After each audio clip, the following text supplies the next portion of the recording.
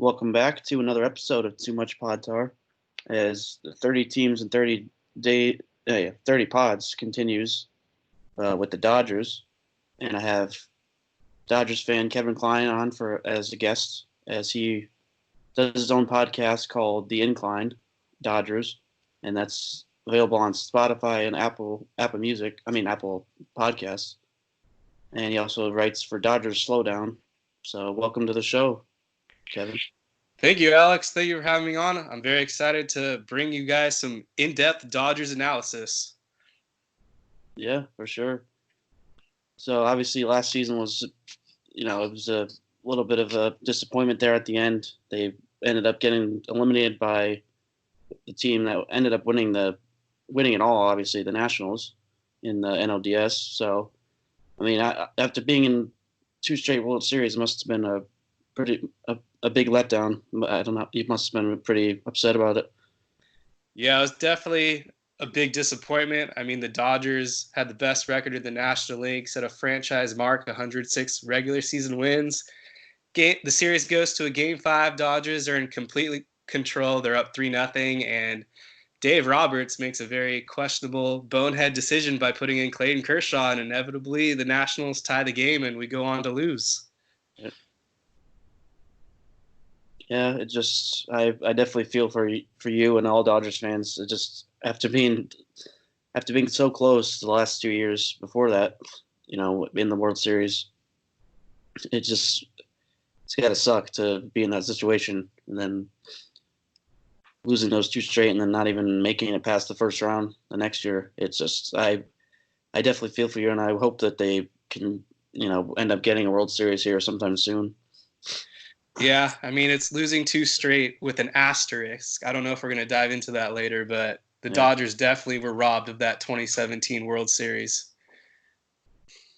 Yeah, I mean, we've talked about it a lot in this podcast. You can't really say for sure that they would have won either because, it's not going to affect the whole series either. So I think the whole thing with them, like people saying, "Oh, let's take it away from the Astros and give it to the Dodgers." That's stupid to me. I don't know what your thoughts are on that, but it's just like you didn't earn it, so why would you even want it? I don't know.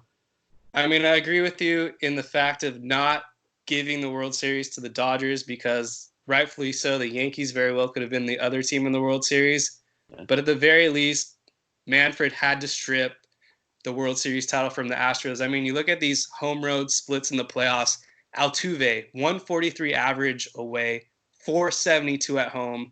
Correa, a 211 average on the road. Brian McCann, he hit 037. Alex Bregman, 154. If that's not suggesting they're cheating, then I don't know what is. Yeah, the whole situation is like stupid that they're giving the penalty they gave them, they handed down to them is just. It's like, why wouldn't you want to cheat to get it then? If it's like, okay, who doesn't want to, win it unfairly, and then you just lose out on draft picks, $5 million, and I mean, obviously as far as Hinch and Leno is concerned, it's like I mean, obviously I wouldn't want to be them, but if you're just the team, if you're not a player on the team, it's like, okay. This is all we get is like the players weren't touched at all. Yeah, you're absolutely right. And the last point I want to make was in 2017, Clayton Kershaw was having the postseason run of a lifetime. He was essentially putting up Madison Bumgarner-esque like numbers. And unfortunately, in that Game 5, the Dodgers would lose 13-12. And had the Astros probably not cheated, Kershaw would have probably pitched a gem and solidified his legacy. Dodgers would have won that series in 6. Yeah, it's definitely not good for the game either, the way that the whole thing happened. And my last point on this for right now is also just be like the way the Astros players seem like they're not being accountable at all for the way, like whatever last week at that one event, the Astros player getting interviewed, and they were saying like, oh, this, like they were saying, oh, I know the one thing that Altuve said is like, oh, we're gonna this year. Nobody's counting us on going back to the World Series. We're gonna go back to the World Series and we're gonna prove everyone wrong. And he's acting like they're the victims. It's like you did it to yourself. You didn't. It's not like anybody did it something to you. You did it to yourself. You cheated. You did what you did. So I don't know why they're acting like they're not in the wrong at all. It doesn't seem like they're accountable. So Yeah, it's very foolish. And I hope the Astros accidentally punish themselves by hiring Brad Ausmus as their next uh, manager. that should be the punishment, honestly. I know your Yankees are probably the favorites of the AL, but Dodgers out here on the West Coast, we got some high expectations as well. Yeah, and I was just talking about this. Well, I write for the scorecard, the one site, and we have a group chat. We've been talking like about how the Padres, I think they're going to be dangerous. I mean, even this year, it's definitely a team you guys got to watch out for. So, wouldn't be surprised if they end up winning the division next year. I wouldn't say this year, but I think they have a really good shot at winning it next year. Yeah, if everything goes right for the Padres in 2020, they should be able to make the wild card. But one thing I will say about the Padres, they kind of remind me of the Cleveland Browns in that no matter what they seem to do, they always tend to fail. And with the Padres' current starting staff, I'm not scared of them one bit. Manny Machado proved last season he's a very overrated player, but Tatis Jr., he's the guy that definitely scares me the most. Yeah, definitely. I think Manny Machado is going to have a better season this year, though. I think he'll come out and be a consistent player for them. And the thing with the starting rotation too is they're very young. I think like obviously they have Mackenzie Gore, the number one pitching prospect in the league as well. So I think definitely once he's up there and he's on their rotation, they'll have a pretty good rotation once if they actually develop the right way. I think they'll be really solid.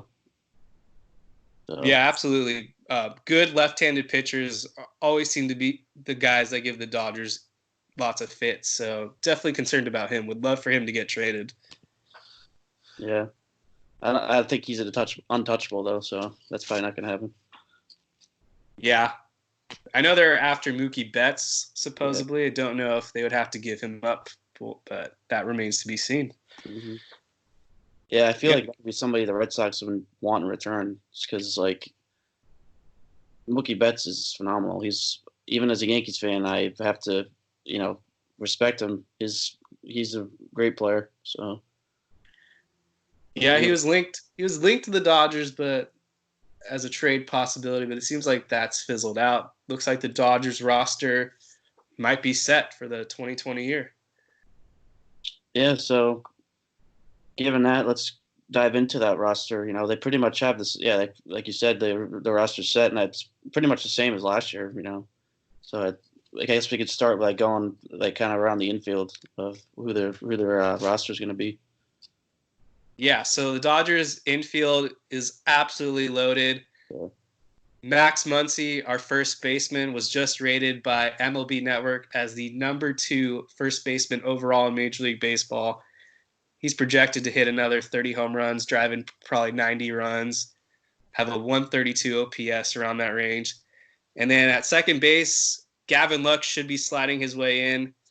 He's going to be rookie eligible. I think he's going to win Rookie of the Year. Yeah. We only got a little dose of him last season, but he's projected to hit around 21 home runs as well, maybe 25 doubles, 70, 80 RBIs around that range. And he's only 22. And then Corey Seager, he put up a really good season last year despite coming off 2 major surgeries and missing pretty much all of 2018. He's going to be our shortstop. Some people question his defense, but the metrics actually show he's a really good defender. So I'm calling a big year for Corey Seager. I'd rather have him over Lindor anyways. And then Justin Turner, he's in the final year of his deal. He's going to be our third baseman. His defense is declining, and Dodgers might be experimenting with some different third basemen along the way this season. And then Will Smith will probably be our catcher opening day. Expect a little regression from him, but he's definitely a power hitting catcher. Yeah, I agree with all those two, and I think they're gonna. I think with Seager too, I agree with that.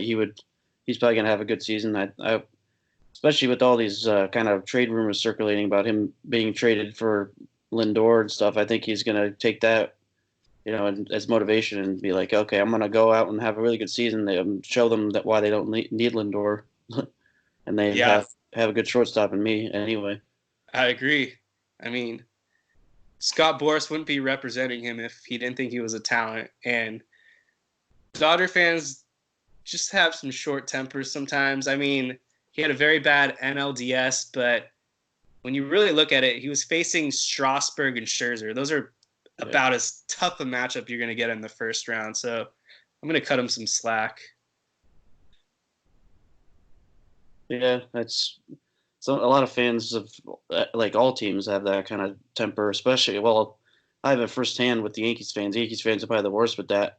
Somebody like even with like Giancarlo Stanton, if he like last year, everybody's saying, "Oh, he's terrible. He's injury prone and all this garbage." And now I think this year he's going to prove everyone wrong and just have a huge season, like 40 plus home runs, something like that. So yeah, I definitely understand that. I always have a little bit of a longer temper than most Yankees fans do.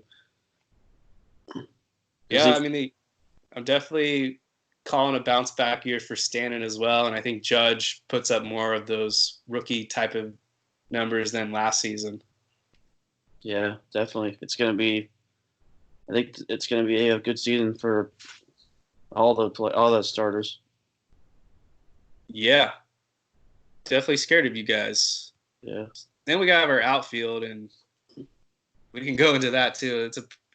Might not be as powerful as the Yankees outfield, but it's pretty good. I mean, Cody Bellinger is the reigning NL MVP, also a Gold Glover now. He's projected to hit another probably 40 home runs, driving 120 runs around that range. Yeah. And then probably out in left field, Jock Peterson, who he's a platoon hitter. He can't hit lefties to save his life, so that's a little frustrating. But he almost hit like close to, I think he hit like 36 home runs last season. Definitely a power guy. And then one of our catalysts, Alex Verdugo, he's another young guy. His season got cut short last season due to a lingering back injury. He's one of our question marks right now. We don't know how healthy he really is, but Verdugo is a guy who can hit righties and lefties as a left-handed batter, so we really like him. He has a cannon of an arm as well. And then you got A.J. Pollock. I don't really have many nice things to say about him, but he's there. All right.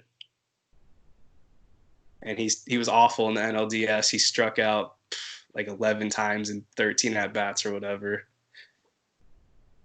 Yeah, definitely not good. But what do you think? Do you think Bellinger's gonna be able to put up another like MVP type season? Yeah, Bellinger, I think he's going to finish probably in the top 5 at the very least. I mean, it's a very stacked. The NL is stacked. We have Yelich, who he could be MVP. Right. Ronald Acuna Jr., he's actually my MVP pick right now. But yeah, Bellinger, he's going to do his usual. I don't know if he's going to get to that 40 home run mark. I'd rather him focus more on contact, situational hitting, because that seems to bite him in the postseason. So hopefully he's really working on that, because that's what really matters to me, is more hitting when it matters most, not just going for the home run. Yeah, definitely. So a lot of guys in the game nowadays, they go for the home run too much. It's like just go to play more small ball, get the single up the middle or whatever. Yep. Just get on. Yeah, and Cody Bellinger, he really showed those adjustments early on last season. He was hitting like 400 the first month, and then I think it dropped off to like 3 in the mid threes for a while, and then finally around early September or late August, he finally dipped to like sub 300, but managed to get it up at the very end. So, yeah, we're very fortunate to have a star player like Bellinger on our team now. Yeah, definitely. And then just going to the starting rotation, you got Kershaw, Buehler, Kenta Maeda, Alex Wood, and then Julio Urias is that? Yeah. I think I said that right, but it's pretty solid rotation, I would say. Yeah, so probably the story that's going to get lost in the shuffle is the Dodgers have a new pitching coach, as Rick Honeycutt finally retired, and I have to say I'm very happy about this. He's kind of like a walking dinosaur in that dugout. He just wasn't really bringing anything to the table. I feel like he really failed with helping Kershaw adapt with his declining fastball velocity. So we got Mark Pryor now. He was our bullpen coach, and I'm sure you know a lot about Mark Pryor as well. Great pitcher before the injuries, and he's definitely dealt with some adversity in his career. So, Right. yeah, Walker Buehler's the ace for sure. He should be like a top 5 Cy Young candidate if all goes well. He's just that good. Kershaw, I guess, will be our number 2. Continues to decline, but Kershaw's going to still have a really good season. He should have a low 3 ERA. And then you mentioned Urias. We have a lot of young guys since Ryu and Rich Hill left via free agency. So Urias was like our top prized left-handed prospect for a few years. Got set back with an injury. This should be his season now where he finally gets those training wheels taken off. Hopefully we see around 150 innings from him. He's a really good lefty. Some allusions to Fernando Valenzuela in a sense. And then Dustin May is the guy we have to talk about. Yeah. He's really popping in a lot of projection models for this upcoming season. He's really young. I think he's only 22. His fastball and curve spin rate are both like in the top 99th percentile. They're just insane, the amount of movement on these pitches. So if he can really get that control down, he's going to be elite. And then, yeah, Kenta Maeda is a fringe number 5 starter. Yeah. He has his days where he goes 7 innings and looks completely dominant, and then he'll have his outings where he goes like 3 innings and looks like a mess, and he always ends up back in the bullpen. And then we have some other young guys like Ross Stripling and Tony Gonsolin. They'll be in and out of the rotation. And then we took a flyer and signed both Alex Wood and Jimmy Nelson. So if they can be healthy, they're potential rotation guys as well. So we definitely have the depth there. And I mean, that's what the Dodgers are going to give you. They're going to give you a very deep rotation with a lot of guys that can go in and out. Yeah, definitely. I think they have a solid rotation this year. And hopefully, I would like to see Kershaw not choke in the playoffs at some point. Yeah, I mean, Dave Roberts definitely set him up for failure in 2019. It's pretty unfortunate. Yeah, that was just, I don't know what he was thinking there with that move at all. He wasn't thinking. That was the issue. Yeah, exactly. So, yeah. Joe Kelly out there, like, I don't know. Yeah, anybody. It didn't make sense. Pretty much every Dodgers fan felt it didn't make sense, and apparently the guy in charge was the only one who felt it was the right move. Very weird. Yeah. He never admitted his faults. He just brushed it under the rug, basically. Yeah. That's why I was kind of surprised that they kept him. I thought they were going to fire him after that series. Yeah. I'm not a big Dave Roberts guy, and he has to go if he fails like that again in 2020. The patience is just wearing thin. We're so close, yet so far, it seems. Yeah, it's tough to, even as some Yankees fans like hate the Dodgers, but like even like they haven't won in so long. I would like to see them at least win one after getting so close all these years. It's just got to be so frustrating. Definitely. And, we were very close to signing Garrett Cole. We offered him 8 years, $300 million, and he's going to the New York Yankees. So, yeah, very interesting to see if we get a Buehler-Garrett Cole type of Game 1 World Series matchup. It'd be exciting. That would be really good. And then, I don't know, are you guys pretty high on Severino for this upcoming season? Yeah, I think he's going to be good this year. He's always been kind of supposed to be our ace, but then he got injured and he wasn't able to get to that level really. And then I think it's a number 2 or 3. I think he's going to be really solid because I think Tanaka could be number 2 maybe potentially. Tanaka, and then you got Yeah, we got Paxton pretty deep. It's going to be really solid rotation this year because I think even Happ as a number 5 could end up being really good. I think he just had too much pressure on him as like a number 4 or 3. So yeah, the Yankees seemed like they were lacking some big arms in that rotation, and they finally have it. Very deep 5-man. So it's going to be a battle. No regular season matchup of the Dodgers and Yankees this year. I know we had it last season and it went the Yankees' way. So. Yeah. And then if you want me to just cover the bullpen real quick, there's not many changes, but we did sign Blake Trinan, and I'm excited about that move. He's going to be a really good setup guy. Yeah, that was definitely a good move. I like that move. He was on the A's last year, right? I believe. Yeah. Yeah, he was really solid last year on the A's, so should definitely help out that bullpen. They still have, Joe Kelly. I never really liked Joe Kelly. I think he even on the Red Sox, he was not. I don't think he was that good, to be honest. Yeah, Joe Kelly is a roller coaster ride for sure. I was never big on his signing. They just gave him all that money off of a couple of good playoff series. Guy barely made the postseason roster to begin with. We'll see what Joe Kelly can do. He has a very good fastball. I'll give him that. And then some other guys in our bullpen. Kenley Jansen will be the closer to start the season. Pedro Baez, another right-handed arm. He's okay. Sometimes he gets crushed in the big moments, but other times he comes through. Then we have a few lefties. Caleb Ferguson, Adam Kolarek, Scott Alexander.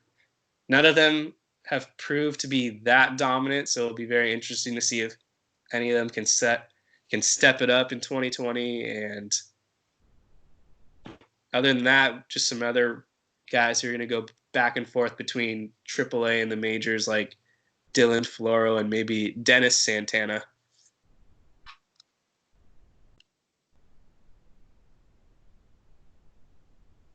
Yeah, another thoughts on like Joe Kelly too. I think he can potentially maybe be better in not when he's not a setup guy. I think maybe if he's more of like a 7 or 6 inning guy, he would be better suited for that. Like I definitely don't think he's suited for the setup role because he's.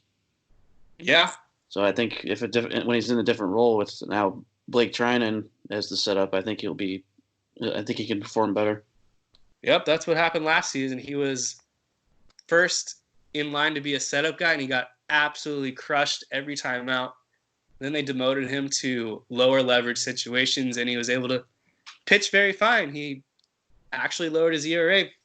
At one point, it felt like it was in the 10s, and he dropped it down to, I believe, a high 4. Wow. So we'll see what he does. He's a very inconsistent player, that's for sure. But usually the bullpen is not the weakness for the Dodgers come playoff time. Last season was kind of a fluke. Because then you can throw Kenta Maeda into the bullpen. He's proven to be very solid. And then Ross Stripling and Tony Gonsolin are two guys that could end up in the bullpen. And we'll see about Urias. If he can't handle being a starter, then they'll throw him in the bullpen, and he's pretty solid.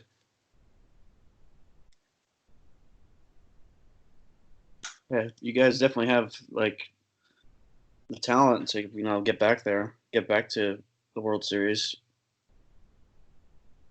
Just gotta put it all together for the playoff run. Yeah, it's going to be a very long regular season because I'm going to be quite honest, there's really no competition in the NL West. Dodgers are going to clinch it by early September. At the very best, I think the Padres win maybe 85 games, but the Dodgers are going to win high 90s, if not 100. And then the Arizona Diamondbacks are another team that I think will be in the mix as well, but another probably 85 to 88 wins at the very most.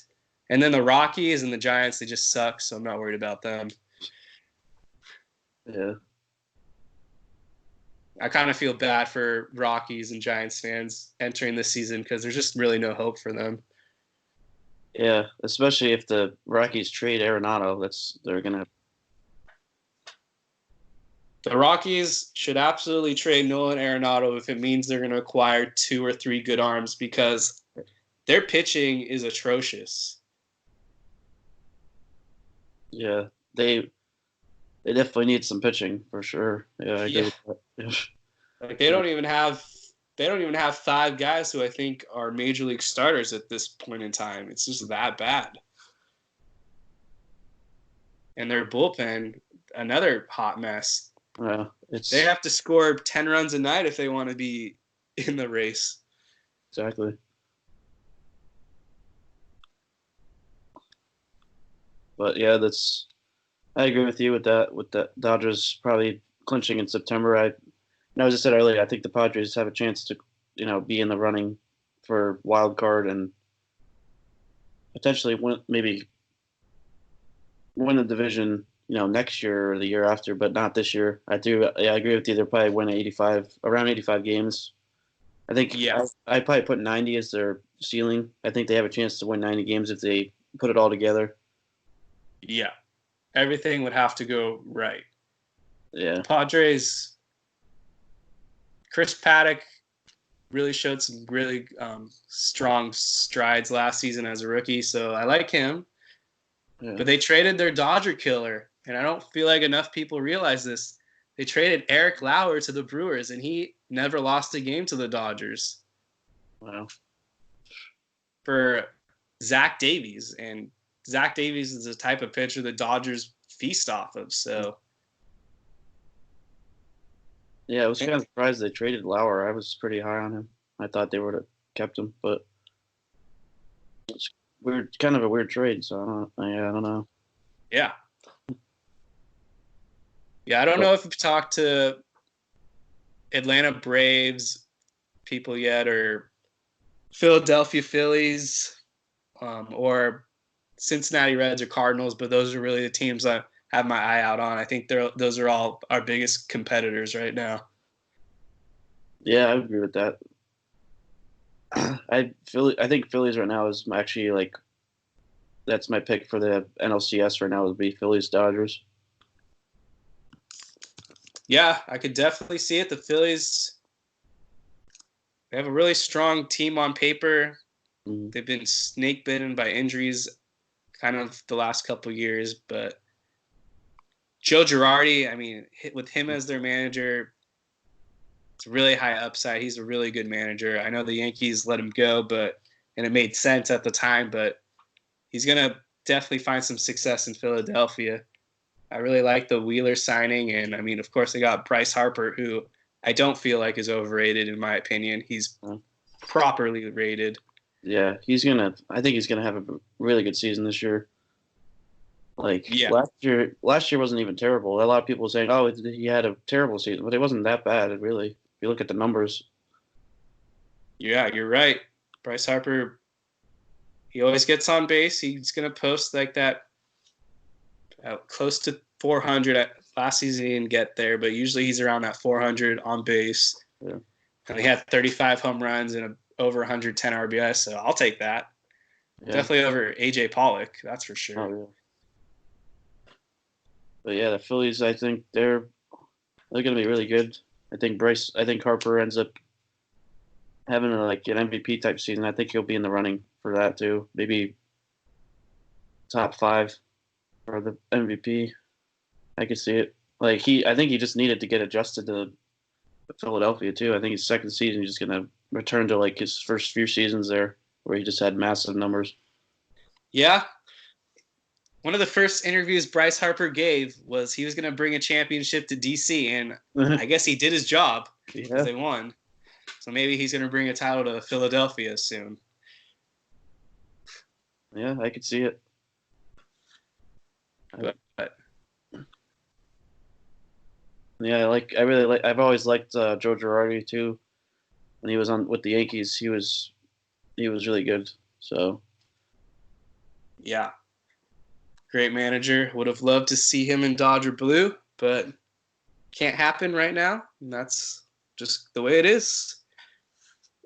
Yeah, I bet the Mets are kicking themselves for not hiring him. Now they had to deal with all this mess. Yeah, I mean, since you are a Yankees fan, you probably see a lot of Mets media due to just obvious reasons. And just from my perspective, there's one team that I'm always so low on. It's the Mets. I just never understand what they're doing. I think they're a very poorly run franchise. They try to act like a small market team in the biggest city in America, and I don't get it. They have plenty of fans that are willing to spend money, yet they want us all to feel sorry for them, and I'm just not buying it because the Mets, they're a sad organization. Yeah, I have a few Mets fan friends.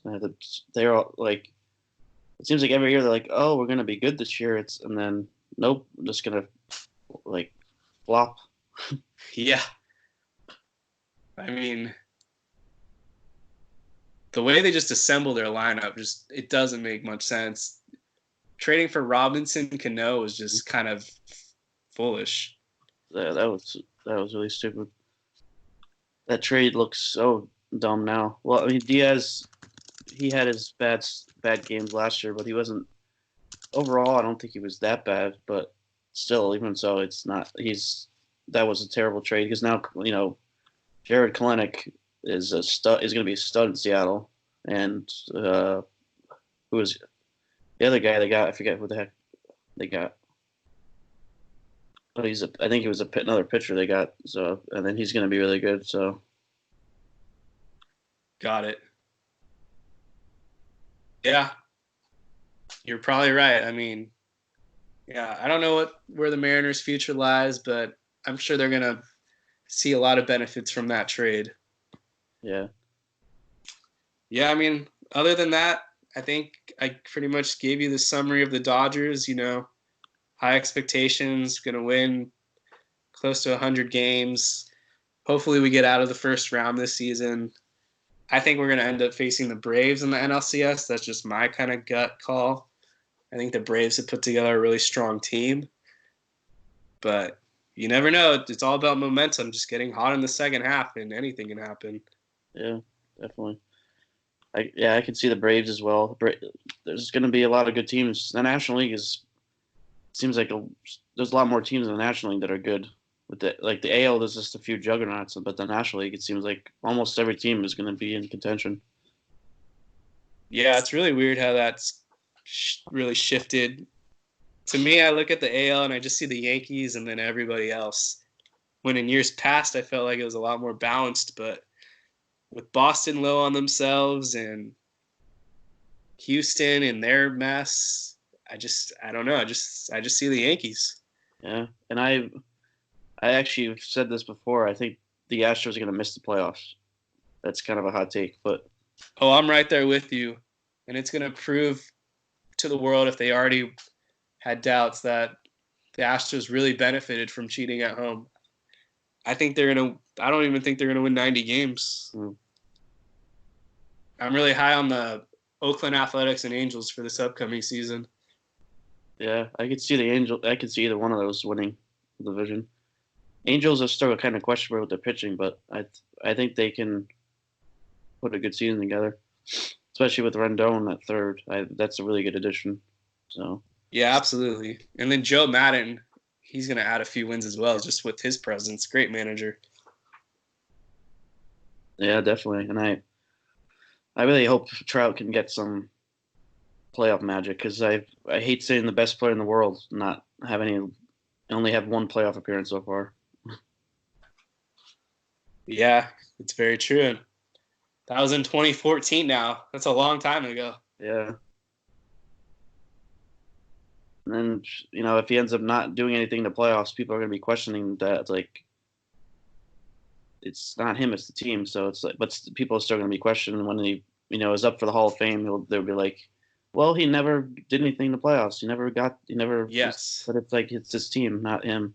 It's best player in the world. So it doesn't matter.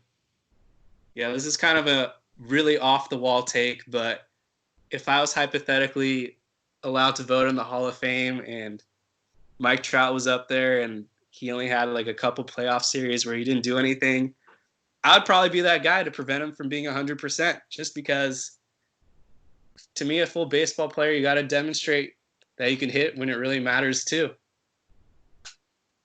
Yeah, but I mean, if you don't ever get a chance, it's not really you can't blame him for it.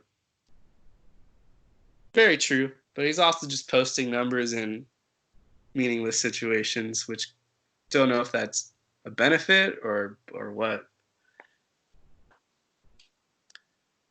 But I would like to see the Angels put together a couple good teams around him, just so we could really see what he's like with the spotlight truly on. Yeah. But yeah, Mike Trout, definitely the best player of our generation, no doubt. Yeah, and then it's just so sad too that he's the best player of this generation, and I could even argue by the time he retires, he can be in the conversation for greatest of all time. But no one knows if somebody walked up to him on the street, nobody would know who he is, because baseball is just not in the spotlight like every other sport is. Like, it's just saddening. As a huge baseball fan, it's just so saddening to see that, like, football players, like they play with helmets on, and somebody sees them and they're like, oh shit, it's Tom Brady or whatever, it's Patrick Mahomes, and then you see it's Mike Trout in LA, and then nobody even says anything to him. You can just go to whatever. He could go to like a cafe nearby and just nobody even say anything. Yeah, the marketing for baseball is pretty sad. It's no football, like you just said, or even the NBA for that matter. Right. Guys like Clayton Kershaw, Mike Trout, even Aaron Judge, like, they should be just plastered all over the place so that just general sports fans really know who they are and how talented they are to that sport. Yeah, exactly. They got to do something to fix this. Like, they had that whole the marketing thing with let the kids play last year, and then they were like suspending players for throwing their bats or whatever. It's like, what the hell? If you're letting the kids play, why are you getting mad because they threw a bat because they were excited? That's Rob Manfred for you. Just very sad commissioner. But I don't have to get into that. Yeah, that's a completely different conversation.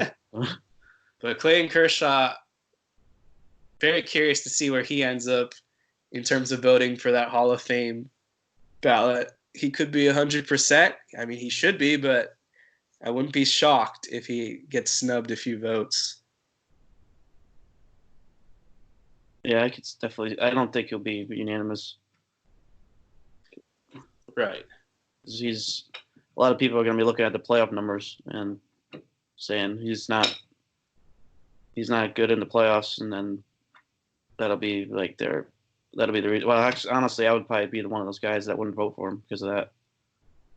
Yeah, even though he pitched 7 innings with 1 run given up in a World Series game. But yeah, I know where you're coming from because I see it online like every day. Yeah. But yeah. He's definitely a Hall of Famer. They can't argue that. Yeah. I mean, Justin Verlander is his closest competition in terms of pitcher of the decade, and that guy gets torched every time he's in the World Series. So, yeah, you just can't win.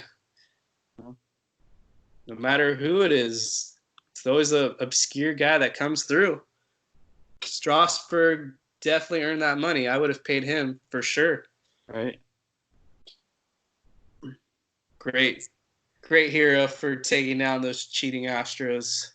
Yeah, that was awesome to see that. Yeah. Yeah, I mean, all right. Very exciting season up ahead. Dodgers Yankees is my World Series pick. Just gonna say that now. So maybe we'll be talking again in the fall. Right. Yeah. If that ends up being the World Series, we could do you can come on the show for like our World Series preview show or whatever. Yeah. That'd be fun. Yeah, and I'll be talking about you guys as well on my podcast, The Incline. You can find that pretty much anywhere, like Alex said earlier. And yeah, I write for Dodgers Lowdown. Follow me on Twitter at Klein25. All my hot takes, you'll find them there. Maybe some good takes as well. Like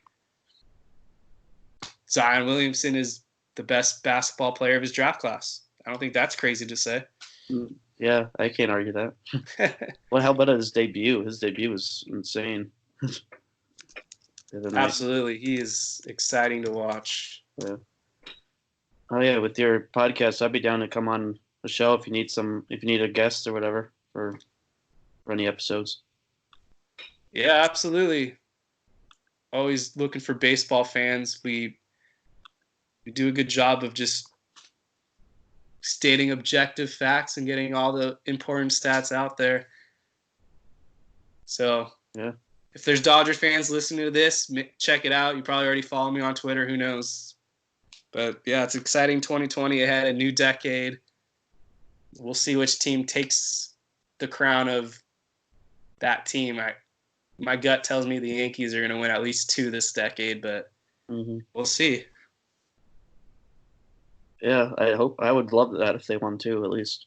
They haven't won in 10 years, so it's been a drought for the Yankees. That's a Yankees drought. That's what. So, I mean, yeah. Other teams, exactly. It's like 20 years, but the Yankees is only 10. The 2 franchises that you always expect to see winning trophies are the Yankees for baseball and the Lakers for basketball, and both teams are definitely due. Yeah, I'm actually a Lakers fan too, so hopefully this year. I hope they win this year. Yeah, they should. Well, I'm not going to say they should, but they should be in the mix. Yeah, it's going to be tough with the Clippers. Clippers are pretty strong this year, so yeah, they already lost to them twice. But I mean, 7-game series is different, but we'll see what happens. Absolutely, yeah. Can't take the Clippers lightly. So yeah, I appreciate you having me on the show, and I'll take any last questions. Just last question. Just like kind of just record prediction. Like what you think the record's going to be? I'm going to say the Dodgers win 99 games. So that would be what? 99 and 63. They're going to finish second in the National League this season. Okay. So they'll play the 3 seed. Yeah. Right now, I would say that's the Cincinnati Reds, believe it or not. So Dodgers, Reds, NLDS. Yeah, Yankees. I could see that. And then, Yankees are going to have over 100 wins, so they'll have home field advantage. Yeah, that's a solid prediction. I think that's probably around the same record. I'd predict probably 99, maybe 100 wins. Yeah. But I could see the Reds. I think the Reds are actually my prediction to win the division, so I could see that too. Yeah, the Reds are not getting a lot of attention, and I think people will catch on as spring training really gets rolling. Yeah, I'm excited for the season.